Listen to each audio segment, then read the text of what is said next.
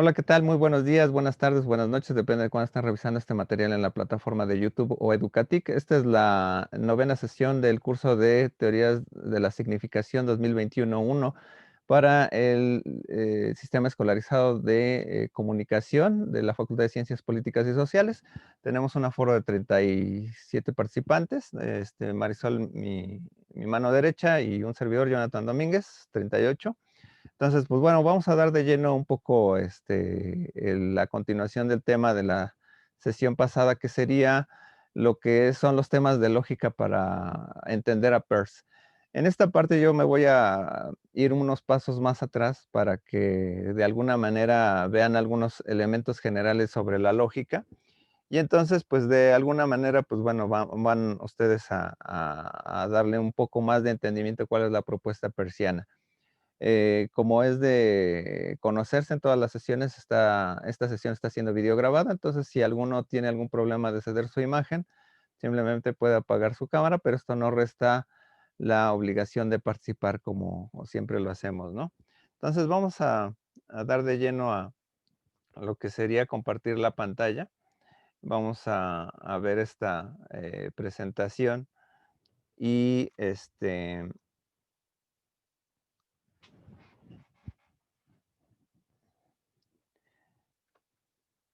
vamos a ver lo que serían los elementos de lógica para comprender a Charles Sanders Peirce y vamos a ir revisando aquí los objetivos de la sesión, que es proveer elementos de vocabulario de lógica general al alumnado, ubicar lo que son los silogismos, promover la discusión sobre el concepto de abducción o retroducción de Peirce, ¿no? Al final, pues vamos a ir preguntando cómo vieron la lectura de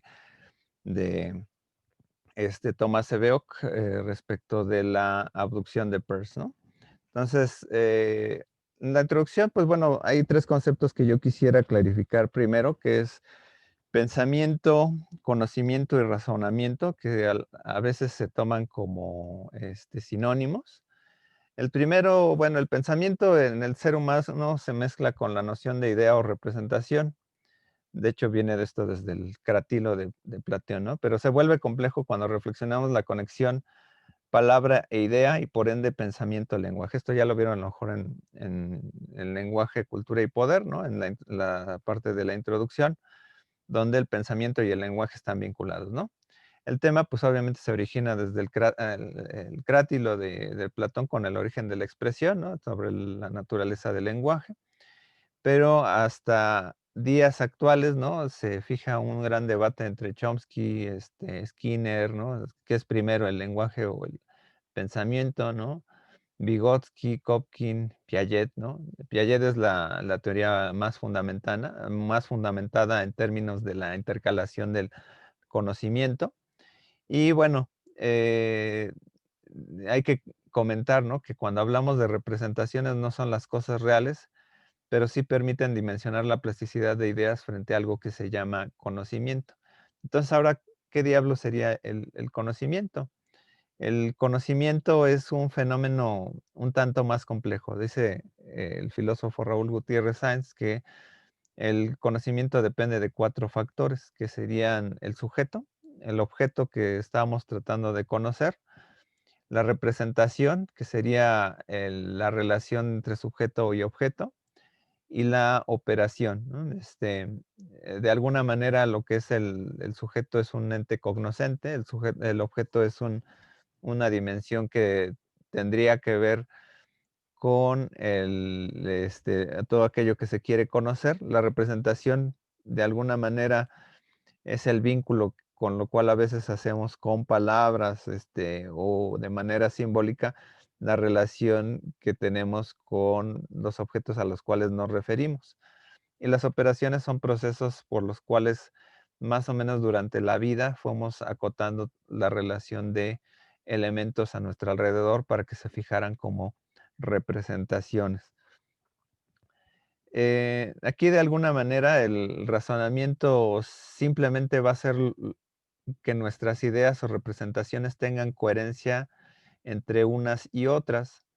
Hacemos consciente que hacemos consciente de lo que experimentamos o podemos experimentar. O sea, un razonamiento tendría que ver con, de alguna manera, hacer conciencia de lo que vemos, hemos vivido, o de alguna forma podemos, nos puede pasar si hacemos distintas cosas. Entonces, aquí, son 3 términos básicos, ¿no? Que habría que ir dimensionando para entender ahora sí lo que serían los elementos de lógica. Y bueno, un poco retrocediéndome un poquito, ¿no? Y lo preguntaba la clase pasada, por ahí tenían algunas ideas sobre la lógica muy atinadas, ¿no? Pero bueno, la lógica está en la vida cotidiana. La lógica se da de alguna manera en toda la vida, ¿no? Porque de alguna manera cuando estamos hablando estamos tratando de dimensionar qué es lo que pensamos, qué es lo que conocemos, ¿no? Y de alguna manera, cómo nos relacionamos con el mundo, ¿no? De manera coherente, ¿no? Si decimos hoy es martes, por tanto va a temblar, alguno dirá que es ilógico porque no hay una conexión entre los hechos de que sea martes y que tiemble. Existe una noción natural y científica de la lógica entonces, ¿no? Una, o sea, hay una dimensión natural en donde todo la vivimos en lo cotidiano y científica cuando nosotros la tratamos de situar en términos de lenguaje, ¿no? Por un lado, una es la capacidad de razonar correctamente y la segunda es una ciencia, una teoría, incluso a veces dimensionada, pormenorizada en una técnica que perfecciona nuestra vida cotidiana, ¿no?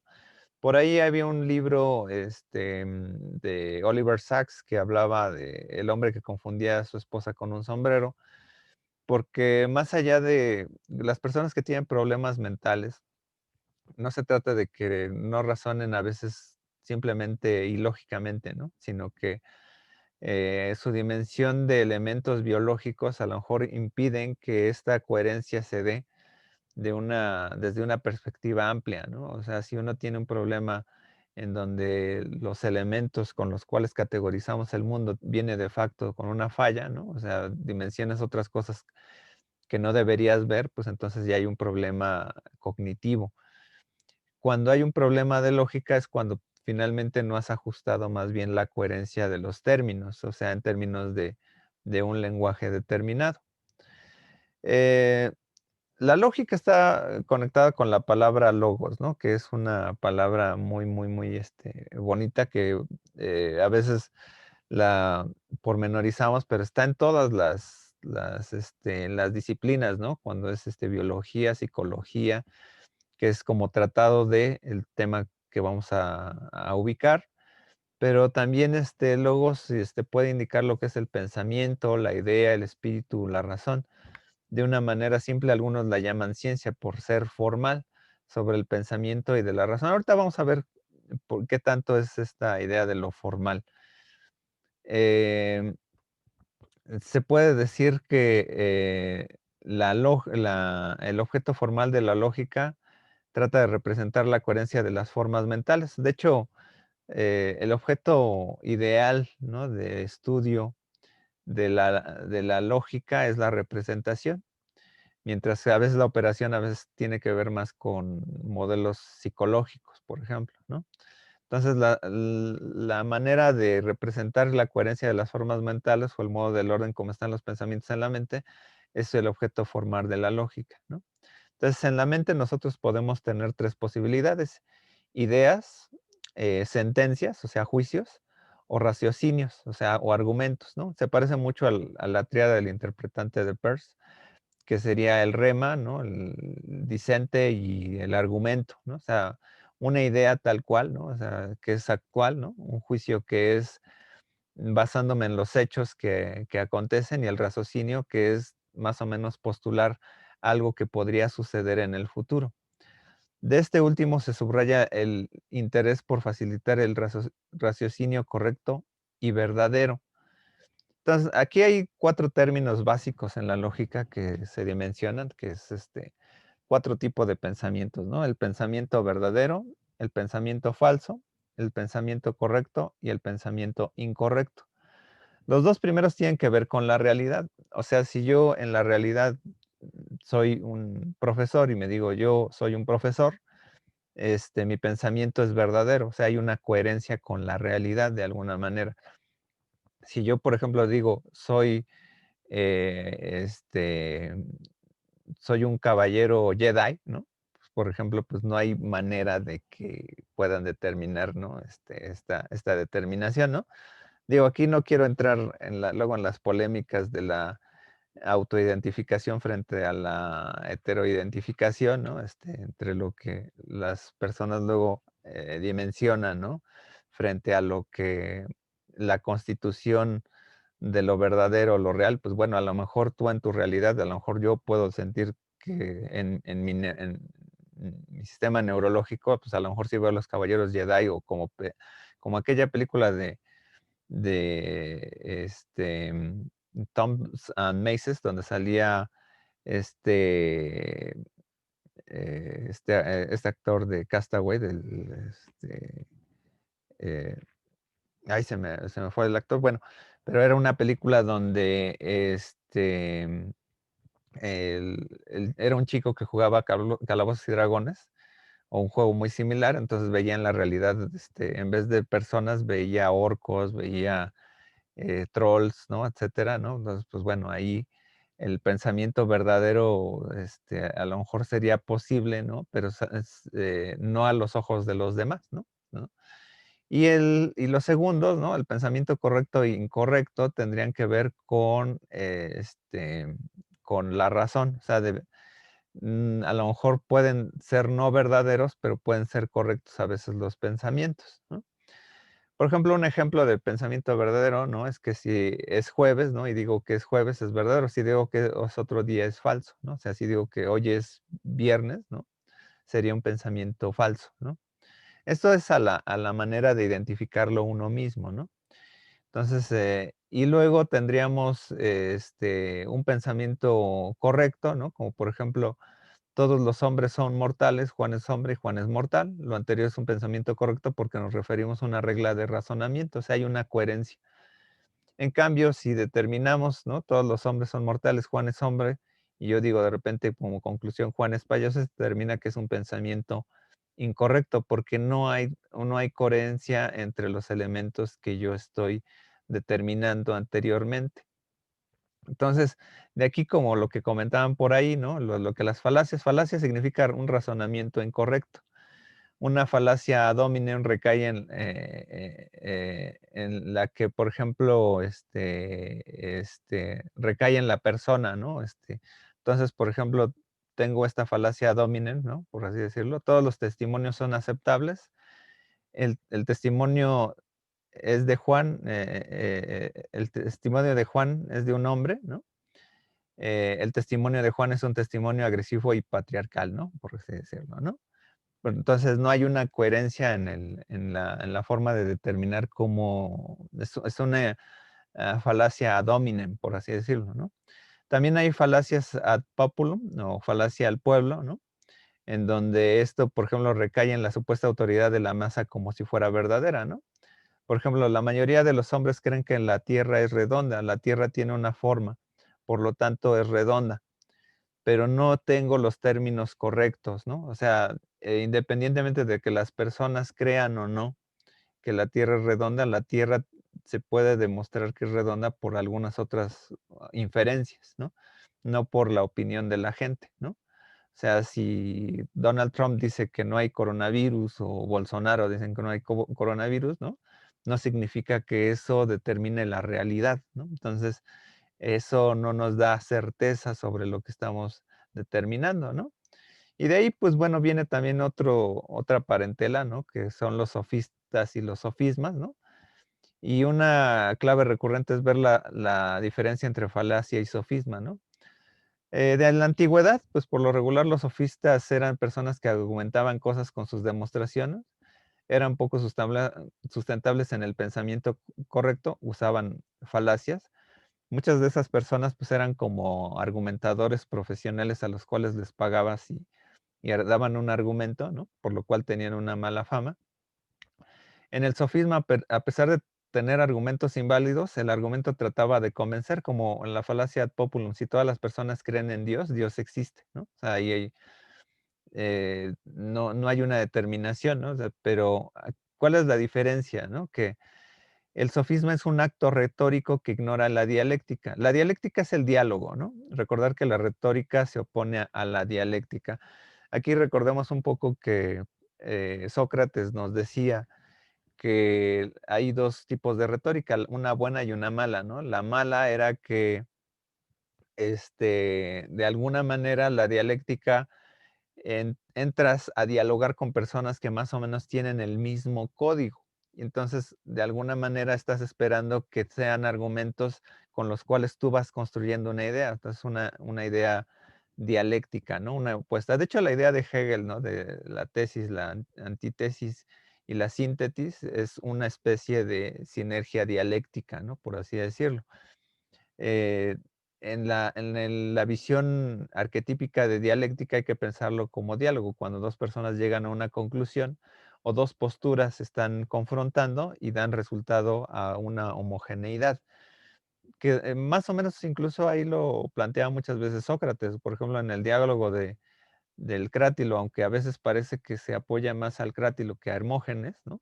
Más o menos la idea estaba resolviéndose entre una paridad entre lo que es la visión de la idea, la ideología para Platón, o sea, la visión de que las ideas somos ideas, pero que de alguna manera esas palabras, aunque sean convencionales, de alguna manera se apuntaban más o menos a la naturaleza del lenguaje, a la substancialidad de las palabras, ¿no? Más o menos ahí más o menos se equilibró esta parte de dialéctica, pero ¿qué es lo que pasa? Es que, por ejemplo, una cosa es el pensamiento lógico, ¿no? Como una coherencia personal, otra cosa sería la dialéctica como la intervención entre los postulados que sean diferentes, ¿no? Que a veces dialéctica y lógica a veces se toman como sinónimos, pero más bien la lógica sería como un acto personal, la lógica sería como tratarlo de demostrar, la dialéctica sería tratarlo de confrontarlo con posturas antinómicas, como por ejemplo el falsacionismo de Popper, que sería tratar de refutar la idea que tienes con otra, ¿no? Entonces, por resultado, si tu idea es poderosa, no va a tener ningún problema. Y por último viene la retórica que se opone a la dialéctica, porque la retórica es más bien la manera de comunicar eso, no en función de una razón, sino de convencer, aunque tú no tengas la razón. Entonces el sofisma, pues bueno, utilizaba más este acto retórico, ¿no? Entonces se pueden a veces caer en juegos de palabras o sonidos, ¿no? Como, bueno, por una frase, I like Ike, ¿no? Es como una que queden palabras en donde, bueno, esto en la publicidad se usa mucho, ¿no? Entonces, no importa, por ejemplo, que tomes un refresco que está lleno de azúcares, ¿no? Si el eslogan es muy pegajoso, te hace recaer precisamente en un aspecto sofista, que no le estés dando interés en la cualidad de las azúcares, sino en la personalidad que eso te va a dar, ¿no? Yo tomo este refresco, es súper cool, ¿no? Entonces, o es súper padre, ¿no? Entonces refuerzas mucho el aspecto fónico, pero no el argumento, ¿no? Entonces ahí utilizas mucho el carácter ahí, a veces como en el patos, ¿no? Que por ejemplo aquí, ¿qué es lo que sucede muchas veces cuando tratamos de argumentar? Que de alguna manera, si tratamos de ganar una especie de argumentación, a veces lo podemos hacer por la autoridad que somos, ¿no? O sea, si fuéramos una persona determinada, ¿no? Con un alto rango, en ciencia, ¿no? Nos harían caso, ¿no? Pero si no lo tenemos, a veces tenemos que apelar a veces a la emoción, etcétera. Entonces, de alguna manera, pues ahí juegas, ¿no? Si quiero, por ejemplo, convencer a otra persona de llevarla a comer, no, pues es que fíjate, este lugar es muy lindo, ¿no? Tienen música ambientada, ¿no? Te la vas a pasar súper padre, etcétera. Aunque la comida sea muy mala, ¿no? Por ejemplo, ¿no? O que bueno, puede ser otro argumento, ¿no? A ti te gustan mucho los tacos, ¿no? Entonces yo te voy a invitar unos tacos, ¿no? Etcétera, ¿no? eh, pero a lo mejor, a diferencia de plantear, ¿no? De que de alguna manera, ¿no? Sea, no, pues es que quiero que conversemos sobre algún problema importante, ¿no? Etcétera. Ahí yo me voy más con el logos, ¿no? Con la parte de la razón. Pero, pues, bueno, como acto retórico, el sofisma, pues, bueno, a veces, también puede incluso, tratar como inducciones empíricas tratadas como deducciones, ¿no? Como, por ejemplo, todos los hombres son iguales, ¿no? Porque ya una vez que conocí a esta persona, pues ya, no, todas las personas piensan igual, ¿no? O por ejemplo, por ahí hay una persona, creo que en internet, no me acuerdo su nombre, como bloguero, ¿no? Que tiene una página específica a decir que la UNAM es la peor de las universidades, ¿no? Debido a que tuvo una experiencia mala al tomar un diplomado en la Facultad de Contaduría, creo, ¿no? Entonces comienza a hablar peces a partir de una experiencia, determinada, ¿no? Entonces dices, pues bueno, eso no determina que toda la universidad sea así, ¿no? Entonces, esos son juegos a veces de inducciones empíricas que a veces se introducen mucho en el carácter, sofístico, ¿no? Bueno, la lógica se divide en lógica formal y lógica material. La lógica formal estaña el pensamiento correcto, ¿no? Porque estamos hablando del raciocinio. Entonces, de alguna manera está determinado precisamente en lo que es la palabra, la oración y el raciocinio, o lo que sería el término, ¿no? La sentencia y el argumento, ¿no? Porque, pues bueno, es lo que podemos organizar dentro de la coherencia de una oración, pero no la realidad misma, ¿no? Para eso entonces viene la lógica material que tañe a los pensamientos verdaderos, ¿no? Esta se confunde mucho con la metafísica debido a que eh, trata de tener indicaciones con la relación que estamos tocando con los referentes, ¿no? Entonces, a veces hay cuatro diveraciones, que puede ser la sintáctica y semántica, o sea, la forma y el contenido, ¿no? Porque implica cuál es el sentido con lo cual formalizamos y sustituimos a los enunciados y la simbolización. Por ejemplo, cuando nos enseñabas en la primaria, por ejemplo, cómo aprendíamos por manzanitas, pues eran símbolos, pero no eran elementos fácticos, ¿no? O sea, nos ponían los circulitos, pero los números, por ejemplo, de alguna manera tienen una razón de verdad en términos de que hay una comparación en términos con lo fáctico, con lo material, ¿no? Pero el problema es decir, cómo estás determinando que el número tiene una equivalencia con la realidad en las cosas que yo estoy haciendo numérica, ¿no? Entonces ahí implica mucho la relación entre forma y sustancia, como la parte semántica, ¿no? ¿Qué es el contenido? ¿Qué es el significado, ¿no? Lógica material y crítica, que son aquellas que tratan el conocimiento en modo categórico, lo que vimos en la sesión anterior, ¿no? La crítica se fundamenta en la relacional y la certeza, ¿no? Entre que sea cierto más o menos un pensamiento determinado, ¿no? Su objeto material, pues, sería la ciencia, ¿no? Que más o menos trata de buscar demostraciones, ¿no? Fácticas, ¿no?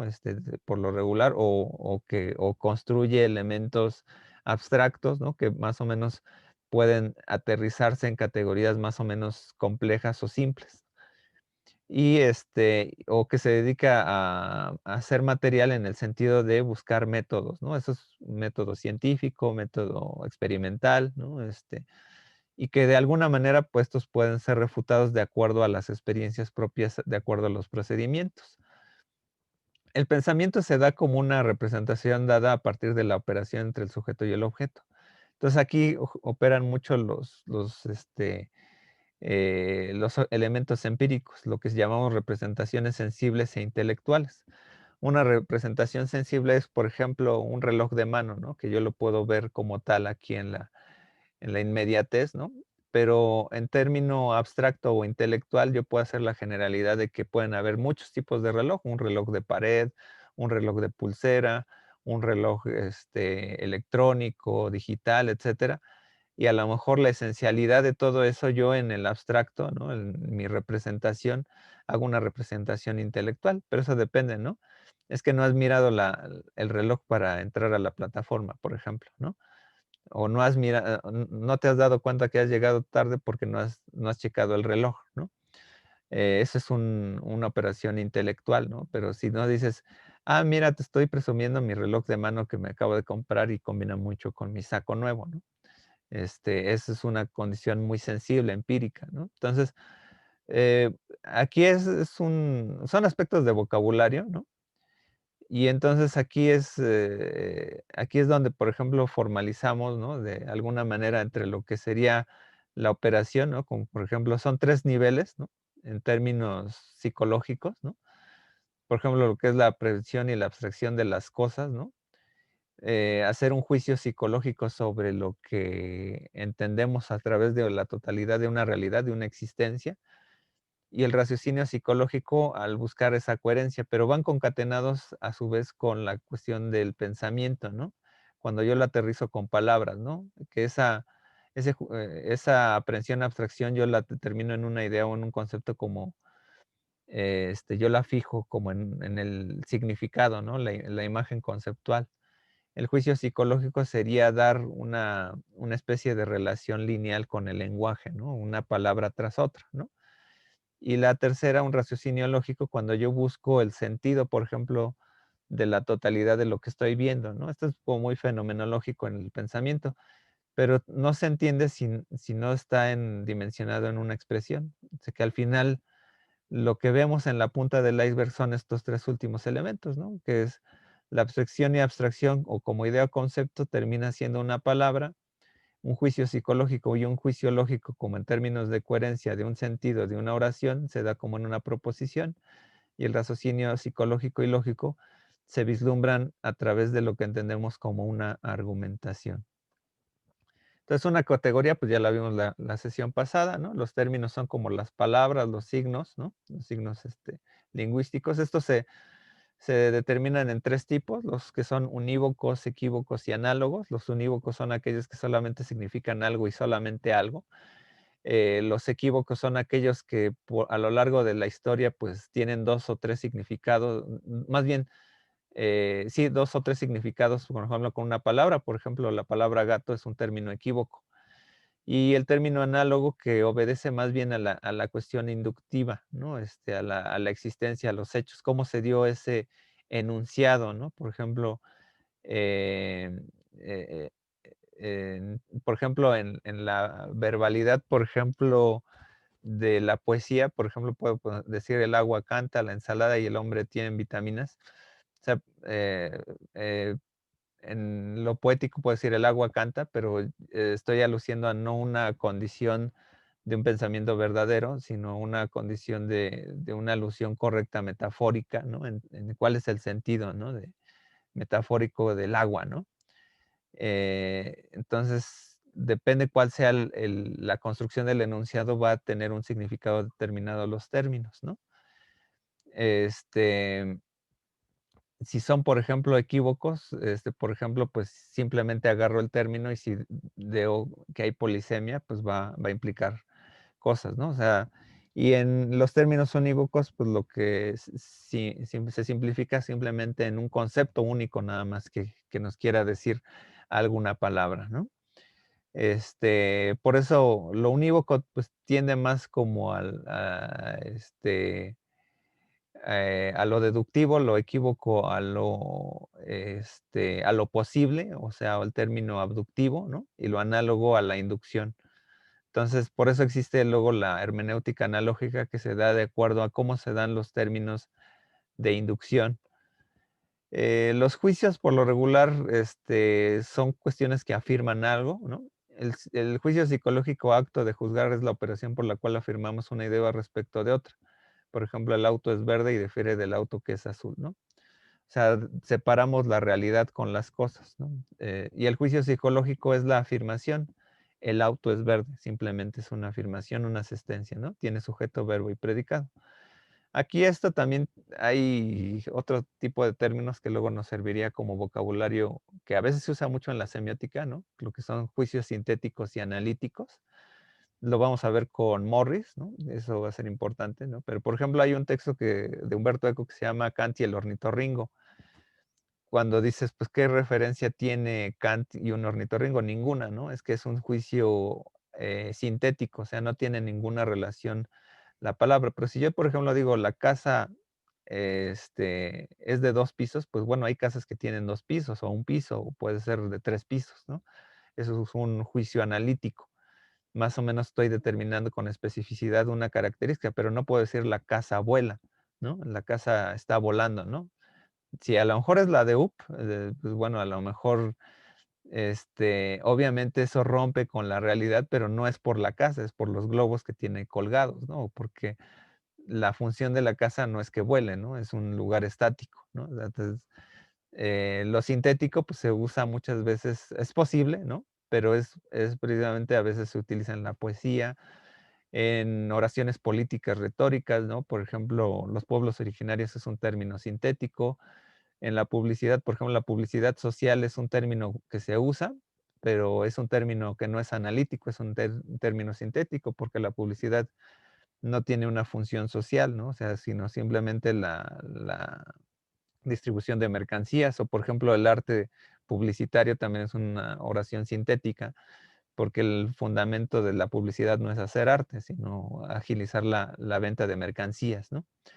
También tenemos los juicios a priori, que son independientes de la experiencia, y a posteriori, que dependen de la experiencia, ¿no? O sea, hay algunos elementos que, por ejemplo, cuando ves un cuadro que te gusta y dice, no, me gusta, es bonito, etcétera, pues es un juicio a priori porque no, ni siquiera lo has experimentado, pero inmediatamente lo dices, ¿no?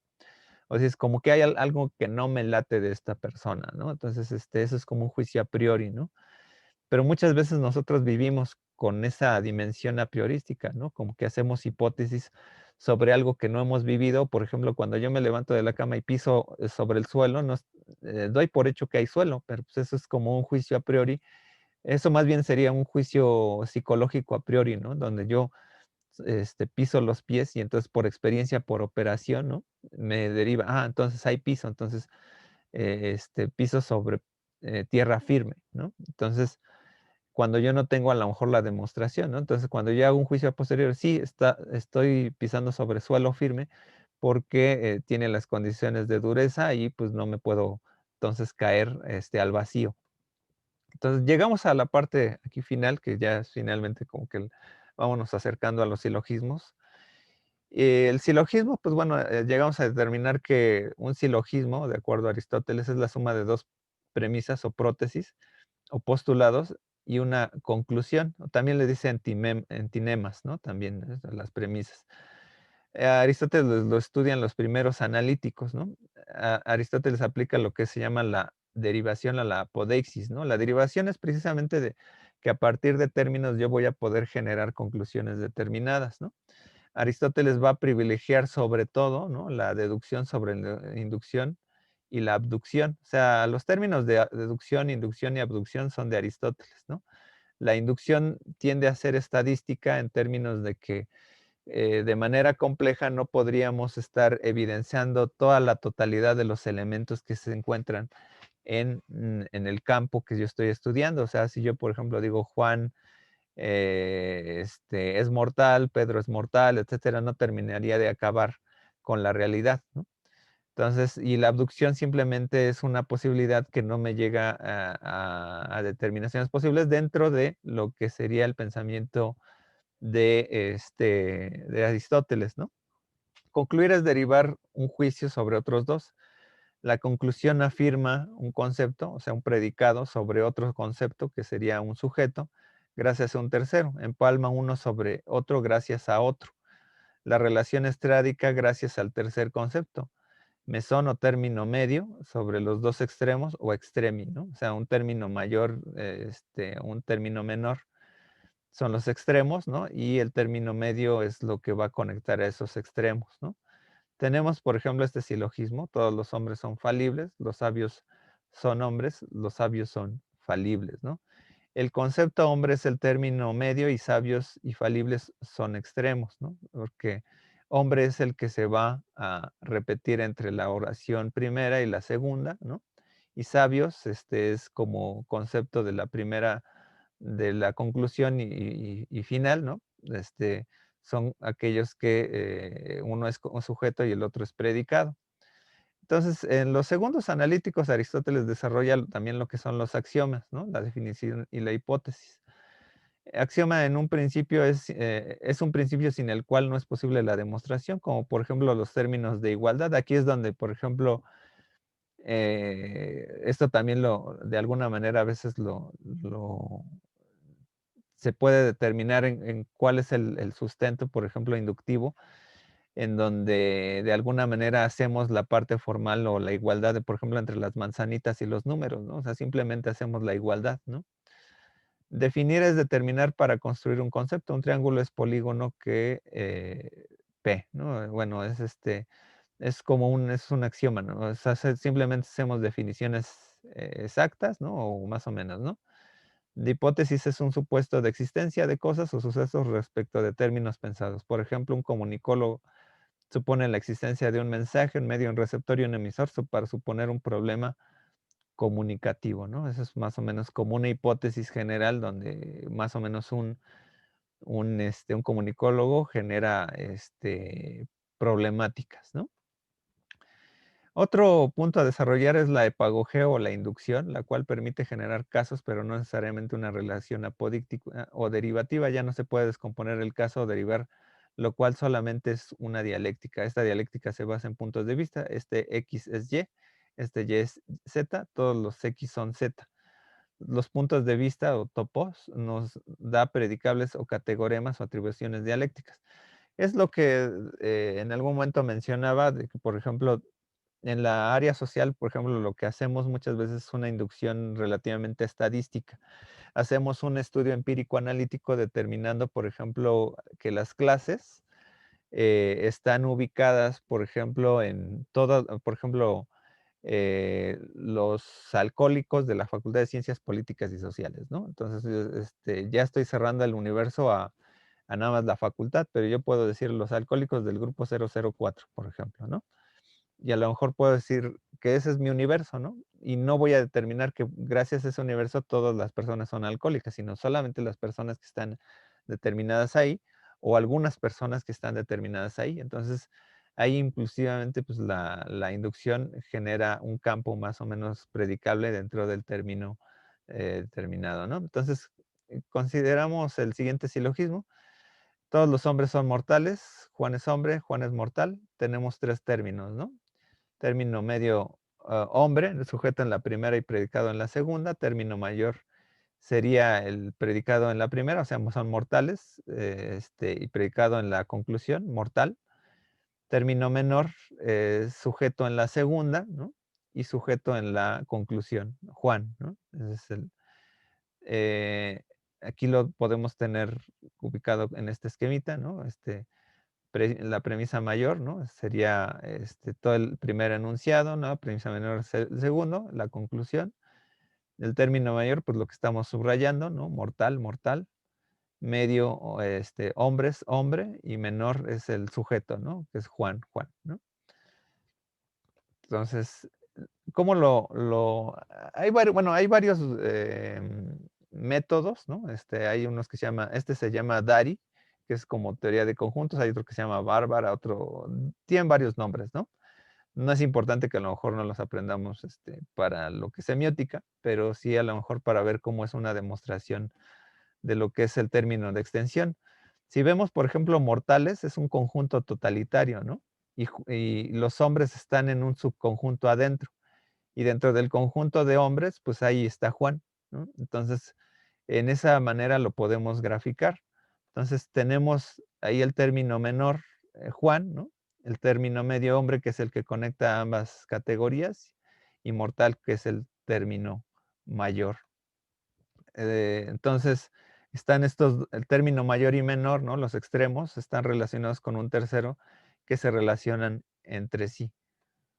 Entonces, aquí hay varias posibilidades o juegos de permutaciones, donde, por ejemplo, donde podemos ubicar al término medio, ¿no? El sujeto en la premisa mayor, M. Entonces, aquí hay varios ejemplos, ¿no? Por ejemplo, en la premisa, en el raciocinio 1, ¿no? Por ejemplo, está el término menor en la premisa mayor como sujeto, ¿no? Y el término medio está frente el término medio es el que está, por ejemplo, en cursivas, ¿no? Está en la segunda premisa, ¿no? En la premisa menor. Y los términos medios, ¿no? Pues de alguna manera están M y M al final, ¿no? Entonces ahí se eliminan término menor con el término mayor, ¿no? En la primera derivativa, ¿no? En la segunda derivativa, ¿no? El término mayor con el término menor como predicado, el término menor como sujeto y medio como predicado, ¿no? Entonces también nos da el mismo resultado, ¿no? Entonces, depende cuál sea, ubicar, ¿no? Cuál sea el mismo término, nos va a llegar casi, casi a la misma conclusión, nada más que, a veces los predicados o a veces la voz pasiva nos pueden hacer confundir un poco esto, ¿no? Esto es realmente, pues, más o menos son términos básicos, muy básicos de lógica, ¿no? Pero bueno, vamos a llegar ahora sí al tema. Después de todo este rollo de lógica, finalmente vamos a llegar al rollo de lo que es la aducción, ¿no? Que es definir algo a través de una hipótesis, ¿no? Todos los hombres son mortales, la premisa mayor, ¿no? La premisa menor, X es un hombre, X está en el conjunto de mortales. Todos los hombres son mortales. X está en el conjunto de los mortales, X es un hombre. Entonces, aquí yo me estoy adelantando a la conclusión. O sea, que bueno, de alguna manera estos son los ejemplos que veían en Vital, pero más allá de esto quiero después ofrecer un ejemplo más práctico, ¿no? Porque bueno, aquí se genera en lo cotidiano, ¿no? Generamos hipótesis y tener elementos de certeza, elementos probables, pero dependemos de una premisa. Generamos raciocinio a partir de la misma por elementos a priori juicios sintéticos, ¿no? O sea, no tenemos a veces las pruebas, pero generamos algo, ¿no? Aquí vamos a tener un ejemplo de abducción muy, muy práctico, ¿no? En el 2011, ¿no? Más o menos se implicó esta relación de si el expresidente era alcohólico o no, ¿no? Entonces, a partir de que los diputados generaron una manta, ¿no?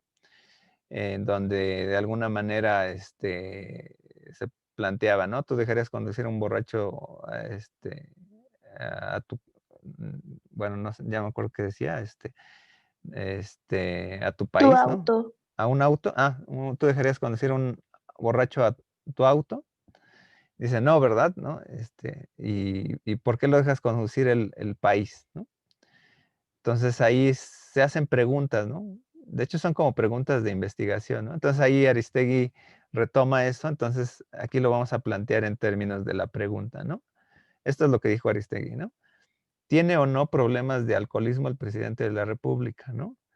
Entonces, ¿cuál sería aquí la regla en términos de abducción, ¿no? La regla sería, el alcoholismo es un problema común que afecta a muchas personas debido a su carga laboral, incluida la presidencia, ¿no? Entonces, Aristegui lo planteaba, ¿no? Como no hay nada de ofensivo cuando alguien, si es que fuese el caso, atraviesa por un problema de esta naturaleza, ¿no? Entonces, se fueron rápidamente a la conclusión, el presidente es alcohólico, ¿no? Cuando el caso, pues realmente tendríamos que ubicar cuál fue la evidencia, ¿no? Que sería, el presidente tiene una carga laboral y presión de trabajo, ¿no? Que así a simple vista, si lo planteamos retóricamente, también puede cargarse en un sofisma, ¿no? Pero esta es más o menos la explicación derivativa en términos de una abducción. O sea, entonces, a partir de una supuesta situación general, ¿no? Generamos una determinación, ¿no? Entonces, donde, por ejemplo, alcoholismo, ¿no? Es un término, es el término medio, ¿no? Que va a estar entre los dos primeros elementos, ¿no? Alcoholismo y alcohólico. Y y pues bueno, por ejemplo, bueno, aquí no subrayé, bueno, lo de la presidencia, ¿no? Esto debería estar en verde, presidencia sería la parte verde, ¿no? La carga laboral presidencia, ¿no? Entonces, sería como el predicado, ¿no? Que estaría dentro de la conclusión como en el segundo postulado y en el caso como el sujeto, ¿no? Y la parte amarilla, carga laboral, ¿no? Relación ahí, presidencia, ¿no? Sería carga laboral y presión del trabajo, ¿no? Entonces, finalmente aquí tenemos lo que se llamaría periodismo de abducción. También The Guardian a veces llega a tener lo mismo, ¿no? Ha tenido algunos casos así importantes en donde a veces se han retractado, pero por ejemplo, esto reflexiona mucho al proceso falsacionismo de Popper, porque lo que se plantea es refutar una hipótesis que se plantea, ¿no? Así fue lo que dijo Aristegui, ¿no? Dice, ¿tiene o no problemas de alcoholismo el presidente de la República? ¿Debería realmente la propia presidencia de la República dar una respuesta clara, nítida y formal al respecto? No hay nada de ofensivo cuando alguien, si es que fuese el caso, atraviese por un problema de esta naturaleza.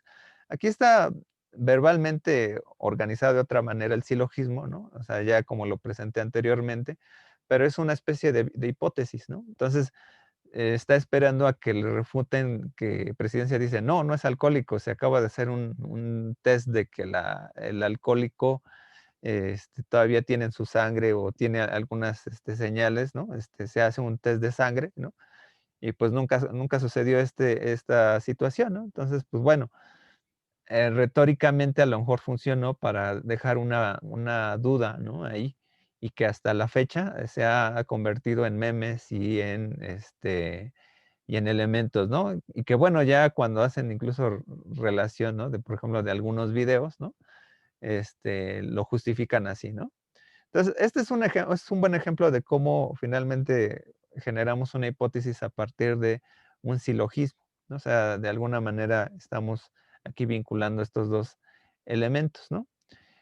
Por último, pues bueno, ubicar estos elementos. El vocabulario necesario para comprender a Peirce es netamente lógico. O sea, si vieron que hay muchas triadas aquí, es precisamente porque en la lógica se usan, porque son inferencias, ¿no? Entonces ahí vemos también la dimensión faneroscópica, ¿no? Así de las valencias, ¿no? Como lo que veíamos, ¿no? Es importante revisar la obra de Aristóteles o una introducción a la lógica, ¿no? Les recomiendo por ahí el texto también de Raúl Gutiérrez Sainz, Introducción a la lógica, o por ejemplo, a lo mejor no ahorita, pero sí a lo mejor en algún momento que se revisen los primeros y los segundos analíticos del organón de Aristóteles. Y bueno, de los modos de inferencia se revalora el lugar de la abducción en Peirce por su carácter del pensamiento a la verdad para después pasar de la verdad a la realidad, ¿no? La hipótesis es una acción humana que estamos, por ejemplo, regularmente refiriendo cotidianamente. Aquí, por ejemplo, en la relación de verdad, pues imagina mucho a la condición de la metafísica, ¿no? Por un lado, cómo generamos las hipótesis en términos de que vamos conociendo la realidad. Y por otro lado, la parte del pensamiento correcto e incorrecto es más o menos cuando hacemos la reflexión formal de esos elementos verdaderos que tenemos a nuestro alrededor, ¿no? Para situarlos en una demostración determinadamente lógica, ¿no? Bueno, aquí están los textos, ¿no? Las citas, ¿no? El texto de Raúl Gutiérrez Sáenz. Está también este texto de la hora, falacia o razonamiento incorrecto, que es una página de internet que de ahí agarra unas ideas como para ejemplos, ¿no? Eh, Carlos Muñoz Gutiérrez, Introducción a la Lógica, ¿no? Hay una página ahí más o menos básica, ¿no? Para conocer conceptos, ¿no? La teoría estoica de los sofismas, ¿no? Ahí un poco explican un poco qué eran los sofismas para los estoicos, ya de la tradición aristotélica, ¿no? De cómo se veía bien o para mal lo que eran los sofismas. Lucía Santaella, ¿no? La evolución de los tres argumentos, abducción, inducción y deducción, que son de Peirce. Es un texto de este grupo de estudios persianos. Aquí es interesante ver como la evolución de Peirce en términos teóricos, debido a que de alguna manera, ¿qué es lo que sucede con Peirce? Que eh, hay un texto que se llama Abducción, Inducción y Deducción que se toma como por finiquito, ¿no? Pero recordamos que todos los autores entran en un proceso evolutivo de conceptos, que más o menos hay el término de reproducción, hipótesis, etcétera. Pues bueno, más o menos ahí se determinaría en ¿cómo se llama? En la explicación que más o menos dimos, ¿no? O lo que veían también en el texto de Vital, ¿no?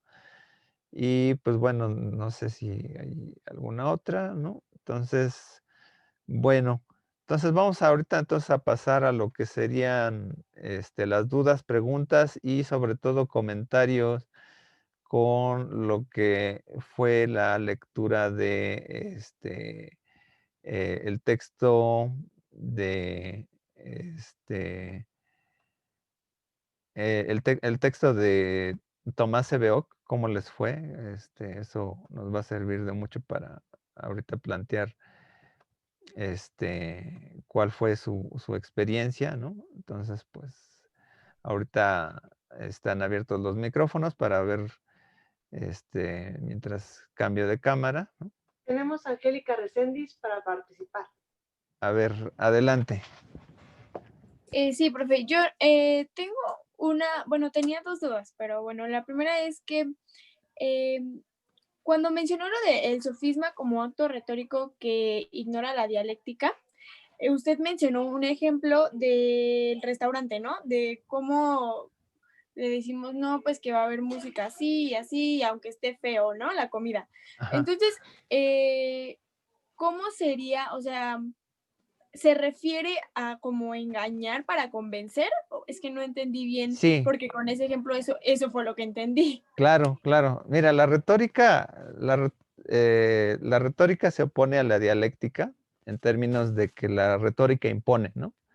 Quizá la persona que está hablando puede no tener la razón, o sea, puede tener un razonamiento incorrecto, pero convencer.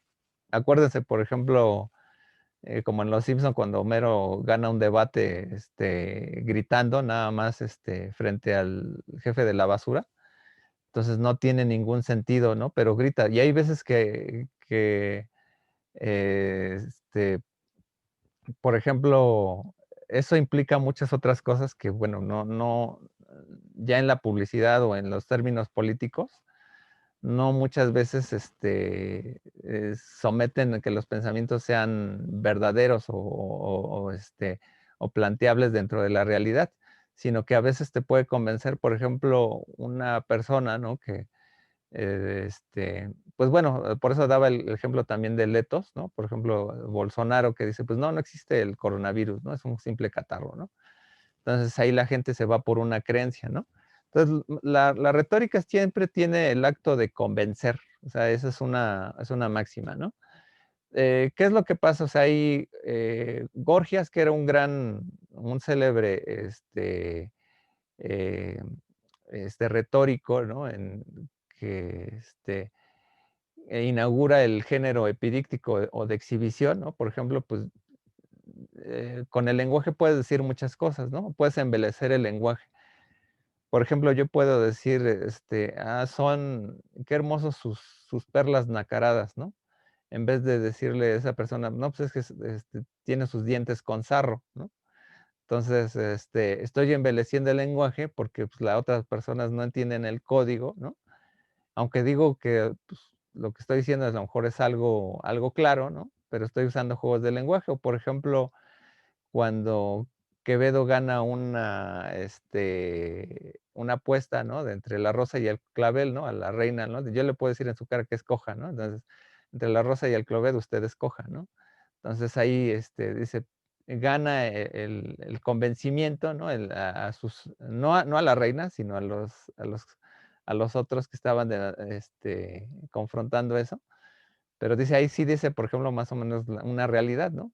Pero yo, por ejemplo, cuando en la retórica puedo engañar, puedo decir, o es más, ¿no? O sea, un buen retórico a veces puede utilizar elementos que no son plausibles, ¿no? Pero habla también, o etcétera, o a veces se maquillan también las personas, ¿no? No, pues mira su sonrisa, ¿no? Es así, ¿cómo puedo estar en contra de él, ¿no?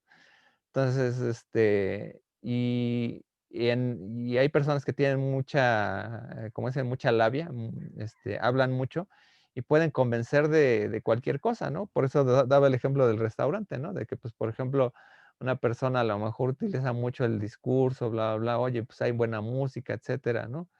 Y a lo mejor, o no sé, a lo mejor estoy pensando en la clásica escena donde el chico va a terminar con la chica, ¿no? Y van a un restaurante, oye, te voy a invitar a este restaurante, etcétera, nunca hemos ido, pero pues bueno, ¿no? Siempre se busca un restaurante en el cual nunca vuelvas a ir, ¿no? Según lo que dicen, ¿no? Entonces, en esa dimensión, ¿no? Pues convences, no, pues vamos a ir y dices, no, pues ¿sabes qué? Pues en vez de decirle, voy a terminar contigo, pues vamos al restaurante y hacemos todo eso y pues te engañan, ¿no? Pero eso puede ser una viabilidad, ¿no? O sea, en términos de engaño, ¿no? De convencer para lograr algo, ¿no? Por ahí luego en internet había unos ejercicios ahí de retórica donde un niño está tratando de convencer a su mamá de, cómprame una pizza, pero ¿cómo le voy a decir? Si le llego por la parte del ethos o por el logos o por el patos, ¿no? Entonces digo, voy a llegarle por el patos, ¿no? Mi mamá acaba de regresar del trabajo, entonces digo, oye, pues oye, tú que acabas de regresar al trabajo, que estás muy cansada, ¿no? Necesitas relajarte. ¿Qué te parece si hoy no cocinas y hoy pedimos una pizza, ¿no? Entonces ahí logra su objetivo de convencimiento, ¿no? Si yo me fuera por el logos, ¿no? Pues a lo mejor trataría de centrar, decir, oye, ya llegaste, como a lo mejor te tienes que parar temprano, creo que lo viable es ordenar una pizza porque no tendrías tiempo, pero no apelarías a que se siente cansada, ¿no? En la parte de letos, ¿no? Dice, no, pues mira, hay una promoción de la tal pizzería donde dice hay un 2 por 1, ¿no? Y que si aprovechas, porque lo dijo tal y tal, ¿no? Es una gran promoción, ¿no? Entonces ahí apelas al emisor, ¿no? Pero de alguna manera no importa el sentido de la retórica, trata de convencer. En cambio, en la dialéctica trataríamos de escuchar al otro para que de alguna manera estuviéramos dialogando, ¿no? Ah, ok. Entonces, esto que hacen, o sea, esto de engañar, ¿no? Para convencer, es lo que hacen los sofistas. Exacto. Sí, sí es Ok, una acción gracias. sofista. Sí, Tenemos dos participaciones escritas. Una es de Mariana Aguilar y dice que cuál es la diferencia entre el pensamiento correcto y pensamiento verdadero. Y la otra de Ana Lidia Aguilar Márquez, y dice, si una persona tiene una discapacidad mental, está en lo verdadero o en lo falso, porque para esa persona es su realidad. O también, por ejemplo, las personas que se dejan llevar completamente por sus emociones, es algo porque es algo conocido y registrado, por ejemplo, en la psicología. claro. Bueno, vamos con la primera, ¿no? La primera, el pensamiento verdadero tiene que ver con una condición de la realidad, o sea, de la existencia de nosotros, ¿no? O sea, si yo digo que yo soy un gato, ¿no? Pues a los ojos de ustedes van a decir, eso es un pensamiento falso, ¿no? O sea, es incoherente, ¿no? Porque es un ser humano, ¿no? O yo soy Superman, ¿no? No me conocen, pero yo soy Superman, ¿no? Entonces, eh, a ojos de ustedes van a decir, no, ¿cómo? No, no es Superman, ¿no? Es un pensamiento falso, ¿no? Pensamiento verdadero es decir, yo soy un profesor, sí, porque tengo una credencial que acredita que soy profesor y porque yo estoy ejerciendo mi trabajo como profesor. El pensamiento correcto o incorrecto, el pensamiento correcto es organizar, o sea, es organizar. Lo ideal es que sea un pensamiento verdadero con un pensamiento correcto. Por ejemplo, decir, debido a que todos los profesores son aquellos que preparan su clase, tienen una credencial que los acredita, etc. Yo tengo una credencial de profesor y preparo mis clases, por lo tanto soy un profesor. Eso es un pensamiento correcto. Sin embargo, yo no podría decir, si yo dijera, ¿no? Todos los profesores tienen credencial y preparan su clase, yo presento mi credencial, yo soy un caballero Jedi. Dices, no, que no eres un caballero Jedi, ¿no? Entonces sería un pensamiento incorrecto, ¿no? Sería como, sería una especie de falacia, ¿no? Donde no puedo conectar términos medios, ¿no? Pensamiento incorrecto es cuando no hay términos medios entre las oraciones para sacas una conclusión que es sintética y no tiene ninguna relación con los términos, ¿no? Y la segunda, pues bueno, el segundo comentario, pues bueno, precisamente cuando hay personas que tienen problemas psicológicos, no pueden operar muy bien en esa dimensión de la realidad, ¿no? O sea, entonces se les recluye por lo regular a un espacio clínico donde más o menos no dañen o no se dañen a sí mismos, ¿no? Por ejemplo, imagínense que una persona, ¿no? Que tuviera un problema, que en vez de ver sus manos viera tijeras, ¿no? Por ejemplo, ¿no? Y que no saluda, ¿no? Porque piensa que va a cortarle las manos a las personas, ¿no? Entonces, imagínense cuál sería como la problemática de esa persona que estaría así toda entumida, ¿no? Y ahí es, por ejemplo, pensar, por ejemplo, en el personaje del joven Manos de Tijera, ¿no? ¿Qué tal si es una persona normal que él, que a lo mejor él ve nada más sus manos de tijera y él cuenta la historia así, o quien cuenta la historia es de alguna manera así, ¿no? Entonces, sería un problema mental, ¿no? Entonces ahí es lo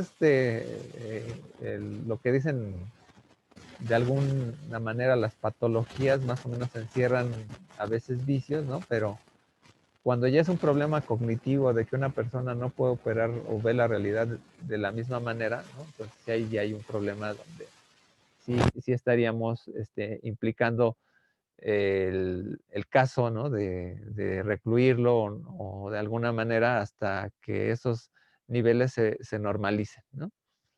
Entonces, no sé, alguien, bueno, antes de, también para que se vayan animando a comentar, quiero saber cómo les fue con la lectura de Tomás Sebeok, de que fue muy, muy literaria, ¿no? En esa parte con la relación de Peirce, ¿no? Y la parte de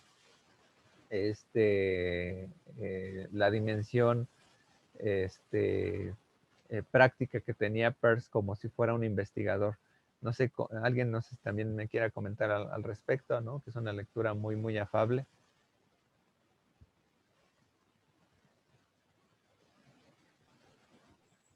Yo Ajá, es que no Diana, sí, tengo la adelante. función de levantar la mano, pero este, justo iba a comentar de la lectura, me pareció muy interesante porque cuando la empecé a leer, pues no me imaginaba que iban a relatar como una historia y me pareció como,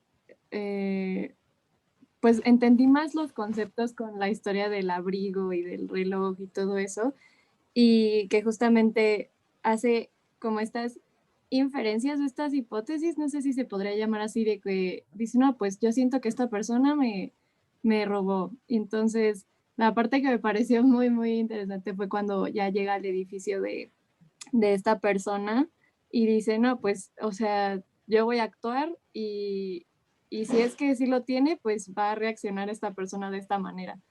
Entonces, sí me pareció que muy interesante, no había leído algo así de que primero te cuentan como una historia para posteriormente presentarte los conceptos, porque ya leyendo la historia pues de Pierce y de su reloj y su abrigo, ya puedes entender lo que pues es la abducción, la deducción o una hipótesis, y también con lo de Sherlock Holmes, que pues que le dice a Watson que él es, o sea, que él hace lo que hace, pues dándose cuenta de los pequeños detalles y que así puede deducir las cosas. Entonces me pareció muy, muy interesante, la verdad. Solo quería comentar eso.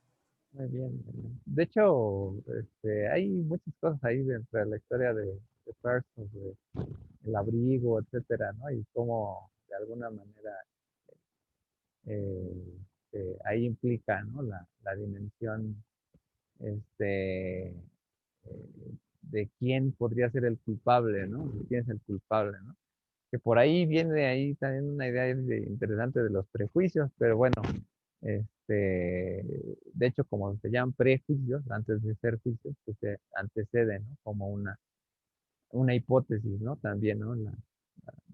Pero de alguna manera, qué bueno que hayas tenido esta experiencia grata, porque pues finalmente en el día con día este, las inferencias las hacemos, ¿no? Incluso por eso el ejercicio del acertijo, están haciendo una especie de inferencias para lo que están buscando es términos medios, donde de alguna manera, en algunos casos van a tener que buscar inferencias, a lo mejor no planteadas, ¿no? Pero a lo mejor buscar las equivalencias en términos de cómo se construye, quién trajo qué, ¿no?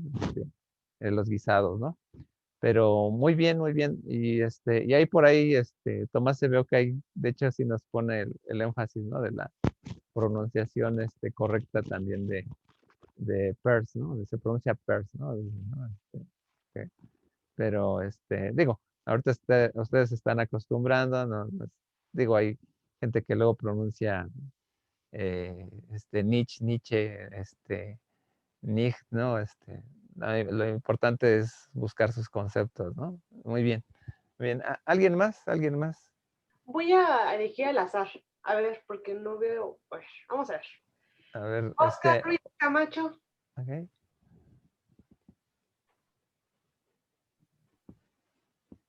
Adelante. Sí, bueno, más que nada, bueno, la lectura no la hice y pues no sé, quizá mi pregunta sería más acerca de la presentación de ahorita, porque todavía no me quedan claros los sofistas y los sofismas. Bueno, ojo con lo de las lecturas, ¿sí?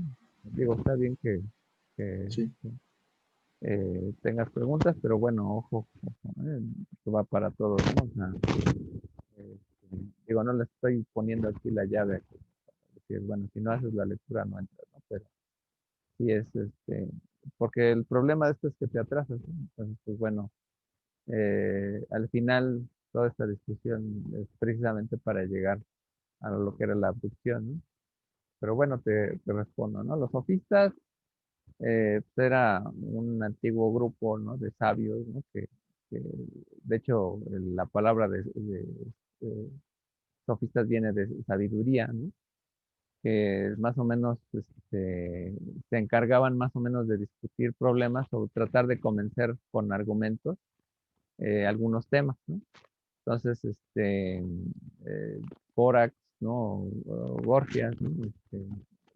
Vienen más o menos de esta herencia de escuela, ¿no? En donde de alguna manera lo que pasaba con el sofista, pues bueno, es que muchas veces podía, utilizar pensamientos incorrectos, como eran las falacias, o como dije hace un momento, ¿no? La parte de pensamientos a lo mejor netamente inductivos, pero generalizaban todos, ¿no? Que no usaban, eso sí, concurrimos en que no usaban términos medios por lo regular o no usaban la deducción. Eso es lo que más o menos determina más o menos a los sofistas. Y los sofistas hay que verlos más como un proceso de comunicación, como aquellos que ya están comunicando o tratando de convencer con la retórica sobre un tema determinado, independientemente de que a lo mejor posiblemente sean falacias o sean, eh, ¿cómo se llaman? Pensamientos falsos, por ejemplo, ¿no? Eh, por así decirlo, que no tengan una relación o incluso que también en términos verbales tengan un juego de palabras. Ok, bueno, otra persona. Marisol, a ver Sí, quién. al azar, vamos a ver otra vez. Salvador Granados. A Creo que ver se si va a ahora ir. sí nos responde algo. Salvador se fue, creo. Ok, pues bueno, ahí hay Muy bien. problemas. Ya son Tres, tres. ya son tres strikes. No Ujú, sé. ya que Ojo con eso, ¿eh? Digo, ya, digo, le mandé un mensaje, ahí por la plataforma para que respondiera ahí un foro, ¿no? Pero creo que ni eso, o no sé. Porque bueno, está está en el grupo. Bueno, todavía no tengo las listas definitivas, espero que no sea ahí un, aviador, pero bueno, ok, a ver, otro. Sinue Magaña Tapia.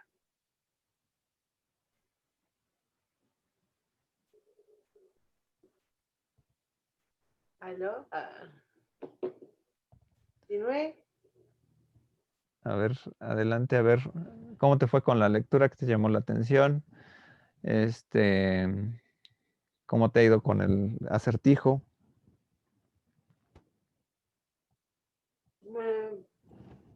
Creo que está escribiendo. Ah, ok, Pero, a ver, ok. no me lo tengo yo.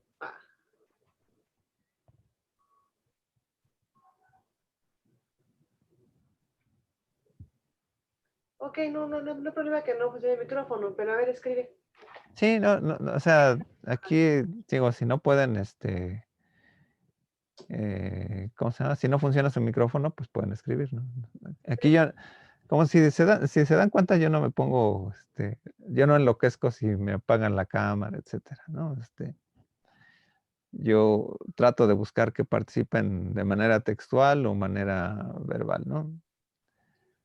Ahí viene precisamente la verdadera asistencia, ¿no? Porque, que estén, no sé, mientras conectados estén jugando o estén haciendo otra cosa, pues bueno, si A ver, tomaron atención, pues bueno, ahí nos va a servir, ¿no? De entrada.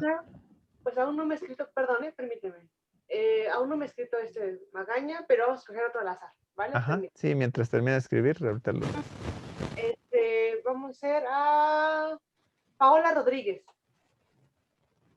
a ver, adelante, Paula. Sí, soy yo. Yo tenía una duda, profe, sobre cómo se daban las inferencias en el pensamiento.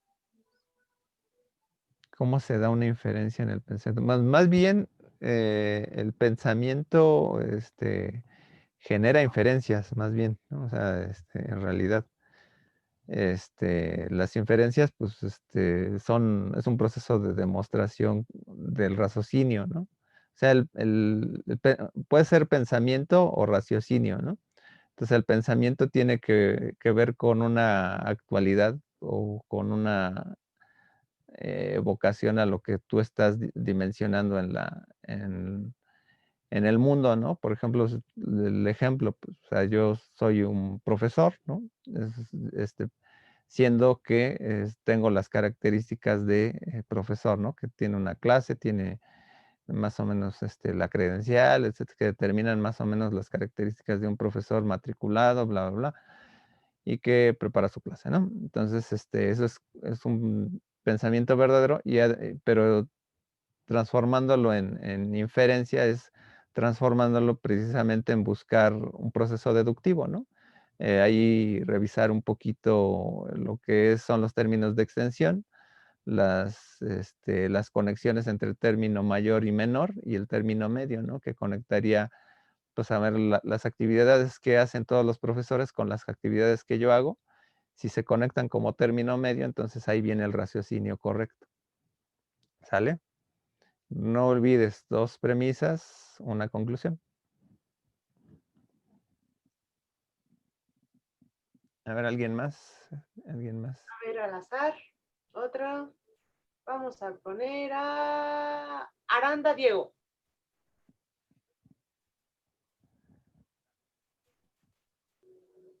Hmm, Fernando Diego, ¿no? no, tampoco. Tampoco.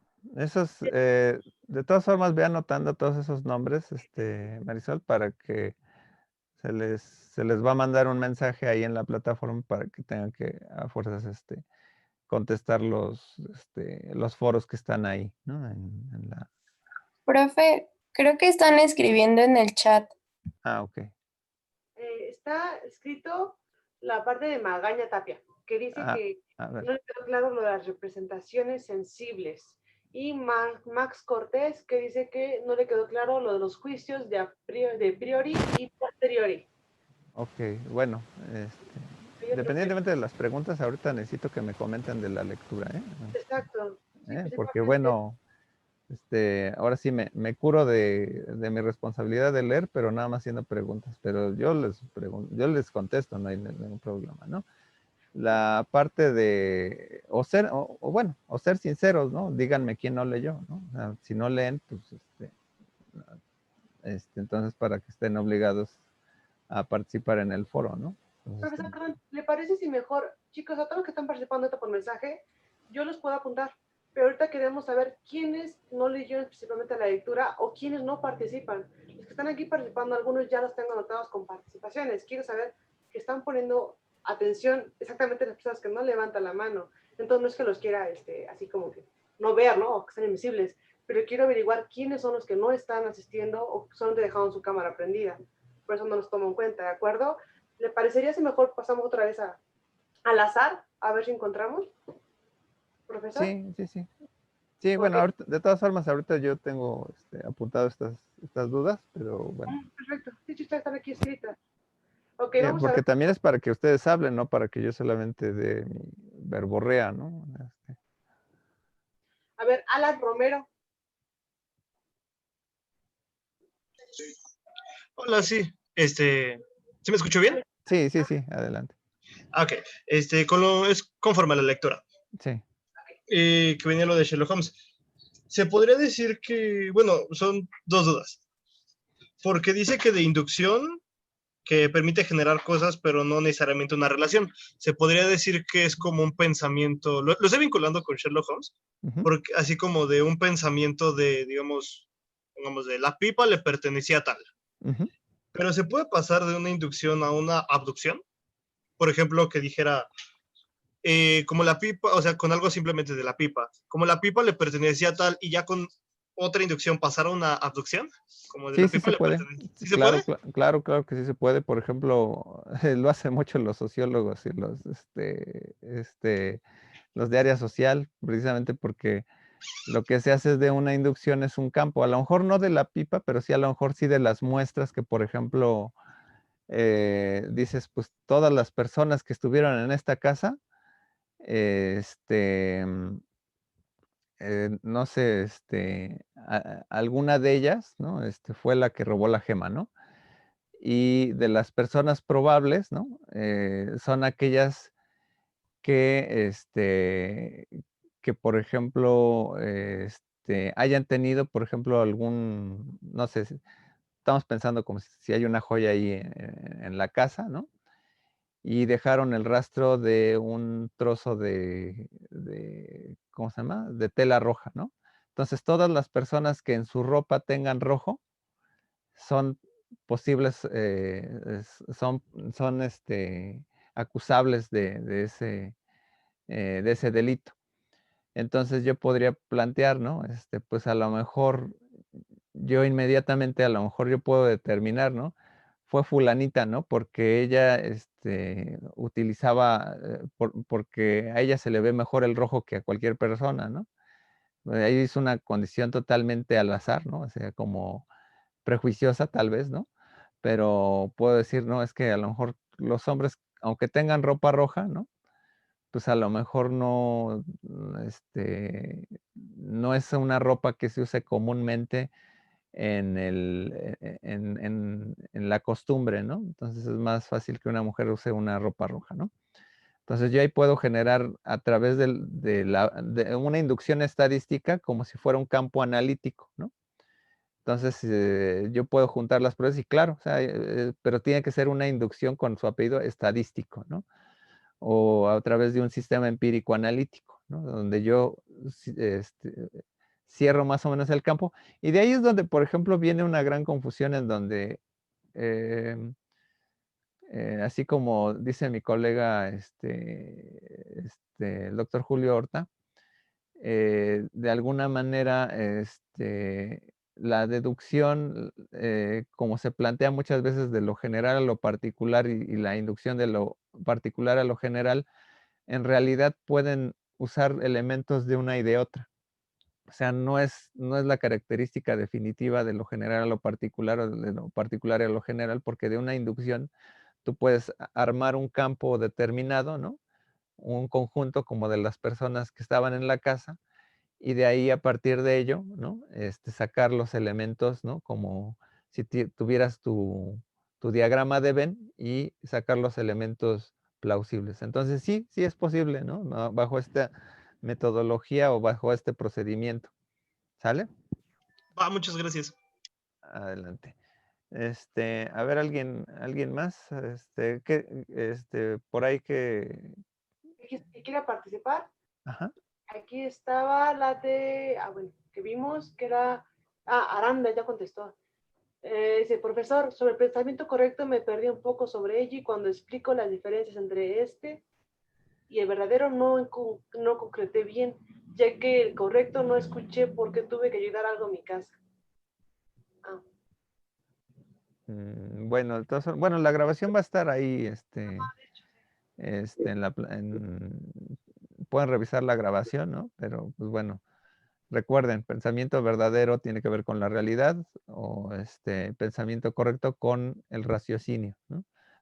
Y si hablo de raciocinio, tiene que ver con dos postulados y una conclusión.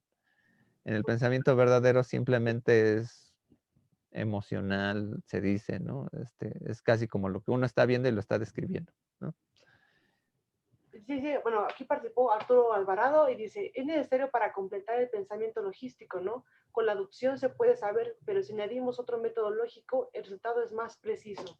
Ok, la diferencia tenemos precisamente entre que la deducción y la inducción tratan de cubrir elementos que son demostrables a la realidad, ¿no? A través de un raciocinio, ¿no? A través de un raciocinio, o sea, buscando una certeza. Pero la abducción es un pensamiento de la persona al texto. O sea, es un pretexto, por así decirlo, ¿no? Un prejuicio. De hecho, Gadamer decía que una hipótesis es un prejuicio. Un prejuicio es una hipótesis, porque cuando nosotros damos por hecho de que, fulanito es flojo, ¿no? Esa es una primera impresión que tienes, ¿no? Dices, pero no lo conoces, ¿no? A lo mejor tuvo un mal día, etcétera, ¿no? Pero es un prejuicio. O sea, tienes una hipótesis no sustentada, ¿no? Entonces ahí es donde más o menos determinas que de alguna manera estamos implicando una posibilidad a partir de ello, ¿no? ¿Sale? Entonces, a Ok, ver, ¿alguien más? más, pero también Max Cortés dijo que no le quedó claro el pensamiento a priori y posteriori. A priori y a posteriori tienen que ver con la experiencia, ¿no? Es una dimensión de la que hablaba Kant. ¿Qué pasó? Perdón, eran juicios. Juicios a priori y posteriori. Juicios a priori, sí. Un juicio a priori es el juicio a priori es parecido a la abducción, es como una hipótesis, sin tener fehacientemente las cosas, ¿no? Y el juicio a posteriori es a través ya de una experimentación que ya te determina más o menos determinar, es que esta pared es roja porque el carbono 14 determina que tal prueba, bla, bla, bla, y la radiación de onda es así, ¿no? Cuando a lo mejor yo a priori yo puedo decir simplemente es rojo, porque creo que es rojo, ¿no? Entonces, son dos explicaciones diferentes, ¿no? O sea, una tiene que ver sin la inferencia de la dimensión de la realidad o de una realidad demostrada científicamente y la otra tiene que ver con una experiencia ya más, a veces en este caso pues puede ser empírica, ¿no? Es decir, toco la pared, o sea, por ejemplo, ves em, una pintura en tercera dimensión y dices, mira, qué bonito cuadro en tercera dimensión. Te acercas, lo tocas y dice, no, es una pintura en tercera dimensión que no es real, ¿no? O sea, lo tocas, ¿no? Por ahí les recomiendo revisar el video de Darin McNabb sobre las creencias, ¿no? Sobre qué es la confrontación entre la creencia y la duda, ¿no? Y hay creencias que son a veces a priori, ¿no? Que más o menos, o por ejemplo, a priori damos por hecho muchas cosas, por ejemplo, en la ciencia incluso, ¿no? Sin a veces conocerlas, ¿no? O sea, podemos decir, no, pues la gravedad funciona de alguna manera, o por ejemplo, creo que Einstein decía que el universo era estático y no se expandía, ¿no? Y ahora, pues bueno, eso fue refutado posteriormente, ¿no? Entonces, el universo se expande, etcétera, ¿no? En las teorías más avanzadas, ¿no? Entonces dicen, no porque lo diga Einstein, todo puede ser un criterio no de certeza, sino de verdad, ¿no? O sea, eso es porque toda la ciencia se transforma, ¿no? O sea, la ciencia es un discurso que paulatinamente se acomoda o va evolucionando, ¿no? Em, ¿Qué más? Bueno, aprovechando, ¿no? Las representaciones sensibles, para no quedarme ahí con la espinita, representaciones sensibles son aquellas que se dan a través de la experiencia, ¿no? Por ejemplo, puede ser este sombrero, ¿no? A los sombreros en la realidad como representación intelectual, ¿no? mira, es que yo traigo un sombrero café, ¿no? O beige, a decir, mira, la industria del sombrero ha crecido el 2% en esta época, ¿no? Entonces, donde dices el sombrero como una generalidad, una totalidad, ¿no? Esa es una representación intelectual, donde podemos abstraer de alguna manera esto, ¿no? Ok, ¿alguien más? Bueno, ya estamos cerrando. Nada más una opinión más de la lectura. A ver, no los escuché muy, la mayoría no los escuché sobre su experiencia con la lectura. Me da a entender que no leyeron. Entonces, Oye, voy a escoger al azar, a ver, a esta, ay, ¿cómo está? Gines, Adriana Gines. ajá, a ver qué nos puedes decir Sí, de la lectura. ¿me escuchas? Sí. Sí, Ok. Bueno, a mí me pareció interesante y bueno, sí comprendí lo de abducción porque me parece que en una parte de la lectura donde Pierce busca lo de su saco ajá, y no es su abrigo, ajá, y menciona que, bueno, cuando llega al departamento de enfrente, ajá, donde está, y menciona que ve una caja sobre un piano y él, bueno, yo ahí lo relacioné con la abducción precisamente porque más adelante en el texto se menciona que, bueno, él dice que lo que, lo que él ve es lo que él expresa. Entonces, al momento de decir como mi abrigo, hay un paquete para mí y mi abrigo está en esa caja, o cuando dice como el reloj está en ese baúl, o mi cadena, siento que ahí emplea como lo de la abducción, porque tiene que intuir y al mismo tiempo pues abduce que, que está ahí, pues sí, acierta, ¿no? Entonces, bueno, yo de esa manera sí lo comprendí, me sirvió mucho. Más ok, que nada porque en mi clase de, ay, no me acuerdo cómo se llama la materia, argumentación y expresión, ajá, habíamos visto igual lo de abducción, inducción y así, y no me quedaba muy claro, entonces, bueno, a mí la lectura sí me sirvió, la verdad.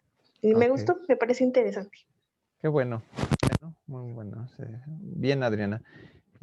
Bueno, pues por ahí quedaron ahí pendientes ahí algunas cosas para todos, ¿no? Sobre todo de los prejuicios, ¿no? De si Peirce tenía prejuicios sobre las razas, etcétera, ¿no? Nadie lo comentó, pero bueno. Bueno, pues damos por cierre esta sesión. Entonces, pues les agradezco mucho a todos ustedes. Nos estamos escuchando entonces para la siguiente sesión. No olviden que la siguiente lectura sería la lectura de Charles Morris, Fundamentos de la Teoría de los Signos, y con esa vamos a discutirla el día lunes. Entonces, por lo pronto, pues les agradezco a todos. Sin más, pues les deseo un bonito fin de semana. Apúrense con las actividades y entonces nos estamos viendo. Hasta luego y hasta la próxima. No se olviden, obviamente, de seguir trabajando.